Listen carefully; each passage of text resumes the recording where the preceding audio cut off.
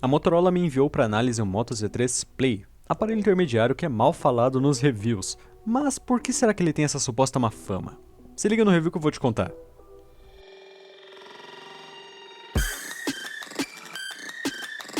Mantendo o padrão de design da linha Z da Motorola, o Z3 Play entrega um design bem elegante, fino e premium. Laterais em metal com traseira em vidro, que é bem espelhada por sinal. E é um clássico imã de digitais. E vidro 2.5D na parte frontal com Gorilla Glass 3. O único ponto negativo desse design é a câmera completamente saltada na traseira, que pode facilmente trincar a lente caso seja colocada em uma superfície inadequada, mas pelo menos ajuda na hora de segurar o aparelho. Ele é muito bonito e com uma boa pegada, mas faltava uma resistência à água para compensar a fragilidade do vidro. Partindo para o outro lado, sua tela é uma Super AMOLED de 6 polegadas, 18:9 rodando na resolução Full HD+. Felizmente, na linha Z, a Motorola acerta nas telas, entregando um display brilhante, com branco calibrado e cores vívidas, ou mais pálidas dependendo do seu gosto. O número de 6 polegadas assusta um pouco e dá a impressão de ser um aparelho gigante, que vai atrapalhar no bolso, mas não é assim no dia a dia. A pegada dele é a mesma de um aparelho com uma tela de 5.2 polegadas 16:9. A tela passa uma sensação macia de toque, é positivo para a navegação, porém negativo quando sua mão está seca, fazendo os toques muitas vezes falharem. Seu alto-falante é mono e se encontra no mesmo local do alto-falante de chamadas. É bem alto e com uma boa qualidade. Ele consegue ter o melhor áudio que eu já testei em um smartphone, só que com um único porém. Por algum motivo ele não vem com Dolby Atmos instalado, sendo que esse recurso tem na linha G6 desde sempre.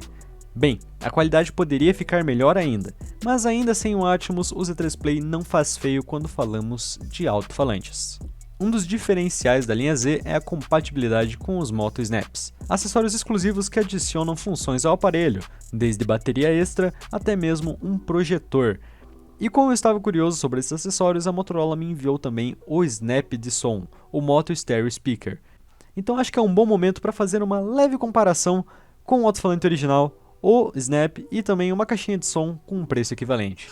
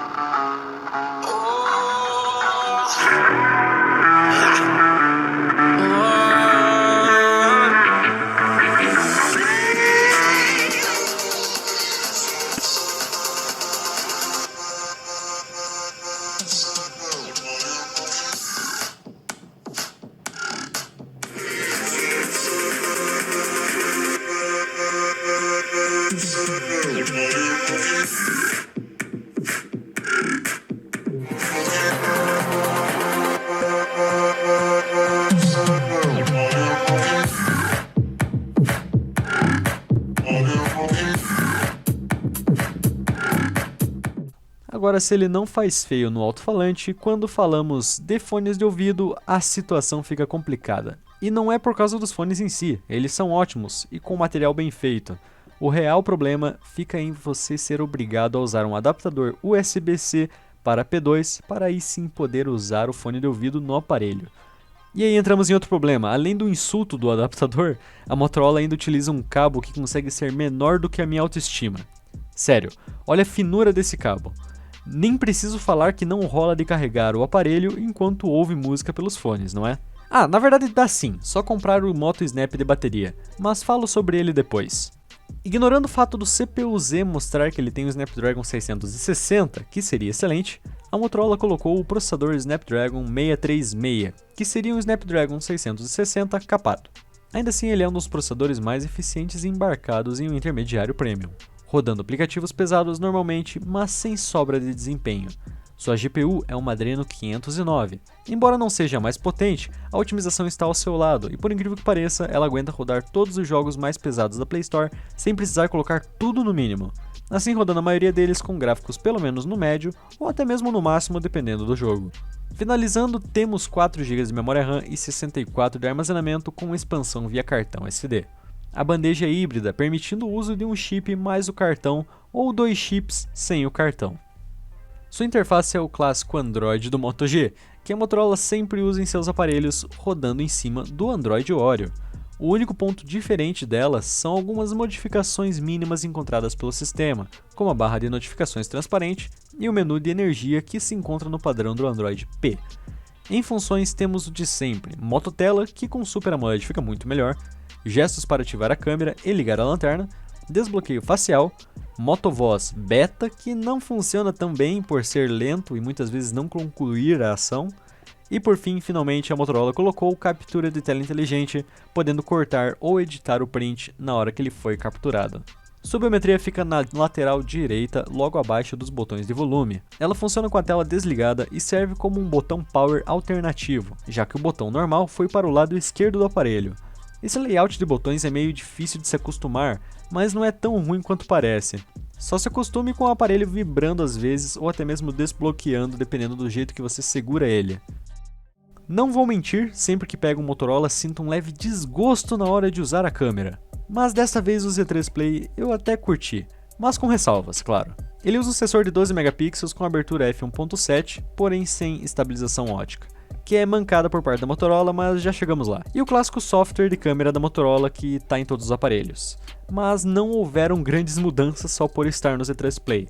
Temos os modos básicos e úteis como time-lapse para fazer gravações em high speed, câmera lenta de 120 fps em 720p, modo de recorte que sinceramente não funciona direito, a ideia é recortar objetos, mas o software nunca faz isso direito. Transmissão para o YouTube e temos também o modo retrato. Afinal, para alguma coisa deveria servir aquela segunda câmera. Tivemos uma leve evolução no modo retrato da Motorola, mas ainda assim nada que você vá olhar e dizer "Nossa, que recorte perfeito!". Só funciona de maneira aceitável com muita luz, ou seja, de dia e ainda assim com muita paciência para focar e configurar o desfoque. Se a câmera secundária fosse uma wide angle ou telefoto seria muito mais útil. E por fim, o modo manual que continua em 1/3 de segundo. Eu até dava um desconto nos aparelhos mais baratos, mas aqui estamos falando de um intermediário premium que custa mais de R$2.000. Outros concorrentes na mesma faixa de preço permitem fazer longa exposição, mas a Motorola parece que só quer fotos noturnas e granuladas em seu portfólio. Partindo para a câmera no dia a dia, usando o modo automático, temos um resultado muito menos frustrante. De dia, a câmera entrega resultados excelentes com HDR que, embora se atrapalhe um pouco às vezes com a exposição, entrega uma foto bem viva, em cores e com iluminação bem acertada, beirando aquele HDR exageradinho para redes sociais. Basta cair um pouco a luz para ver que algumas coisas já começam a ficar meio complicadas pela falta de estabilização ótica. Ruídos aparecem e o software tenta escondê-los, assim tirando alguns detalhes, entregando um resultado que das duas uma, ou está borrado, ou com aquela máscara escondendo o ruído da foto. Não diria que é um resultado péssimo, mas esperava mais de uma lente 1.7. Temos fidelidade de detalhes, aquele desfoque de profundidade bonito em algumas situações e aquele contraste um pouco acima do limite que sempre encontramos nos Motorolas, mas que não chega a atrapalhar o resultado final da sua foto. Em resumo, é uma ótima câmera, e digo no singular, pois a segunda câmera não serve para nada no dia a dia. Ela vai entregar ótimos resultados de dia com HDR de encher os olhos, mas à noite você vai olhar para as fotos com um certo desgosto e falar: eu esperava mais.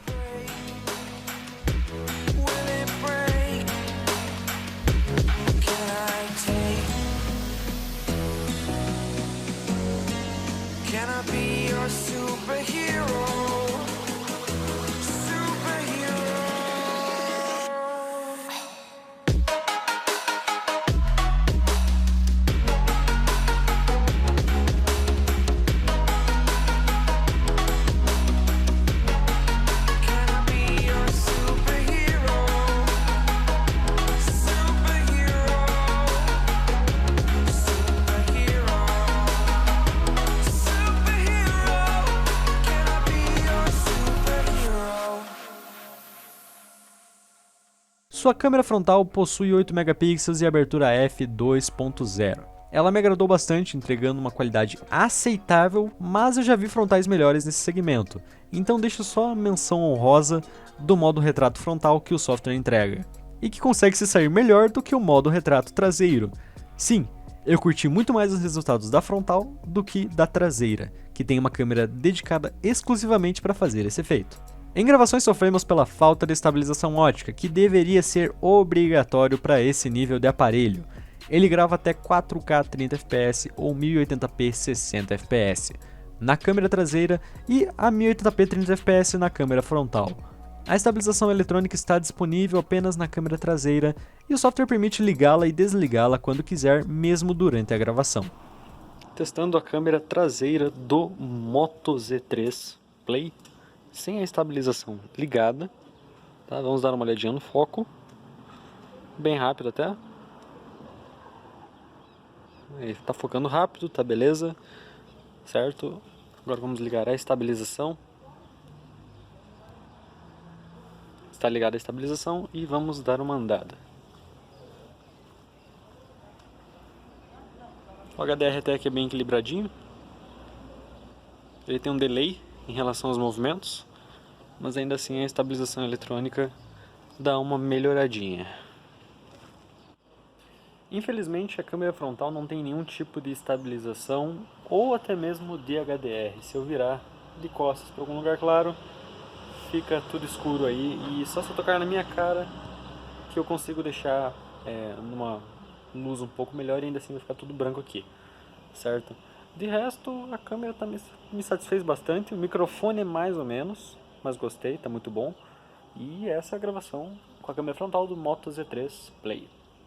Temos um processador econômico com um bom desempenho, uma tela Full HD e uma bateria de 3000 mAh.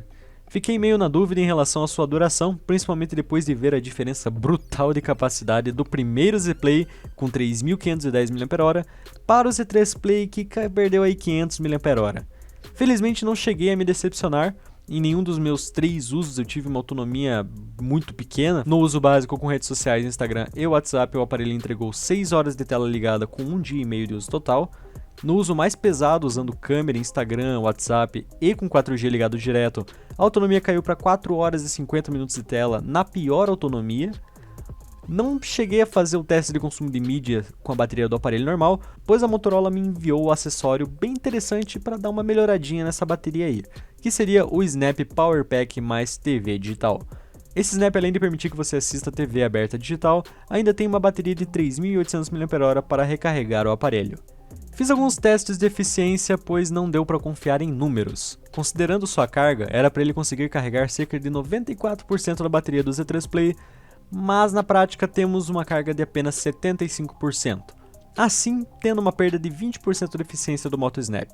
Fiz esses testes com o aparelho desligado e sempre obtive os mesmos 75%. Com o aparelho ligado e em uso, essa carga cai para 60%, que é até aceitável levando em conta o tanto que o aparelho puxa de bateria. E ainda assim, esses 75% a mais de bateria fazem você alcançar até 12 horas de tela com um pouco mais de 2 dias de uso total. Claro, depende do teu uso.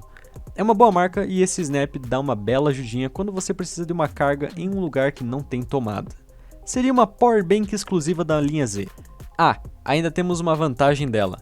Como tem uma entrada USB-C na lateral, dá para carregar na tomada enquanto escuta música no celular ao mesmo tempo. Mas eu não me responsabilizo pelos riscos, boa sorte. Tá, mas o que deu errado? Muitos pontos negativos são relacionados a esse aparelho em reviews de canais de tecnologia. Isso se deve ao seu preço de lançamento de R$ 2.300.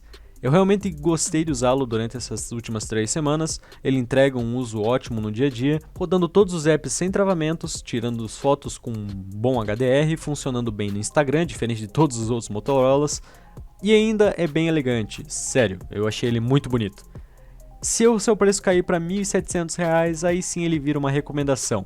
Faltou um processador melhor nele junto com mais melhorias como uma bateria maior ou até mesmo uma resistência à água. Só considere a compra dele caso você queira uma boa tela 18x9 e seja fã da marca, pois o Z3 Play foi lançado por um preço maior do que os modelos anteriores, sem apresentar grandes melhorias. Isso sem comparar com a concorrência e modelos importados. Bem, esse aqui foi o review do Z3 Play, é um aparelho bacaninha, eu curti, porém fica difícil de recomendar.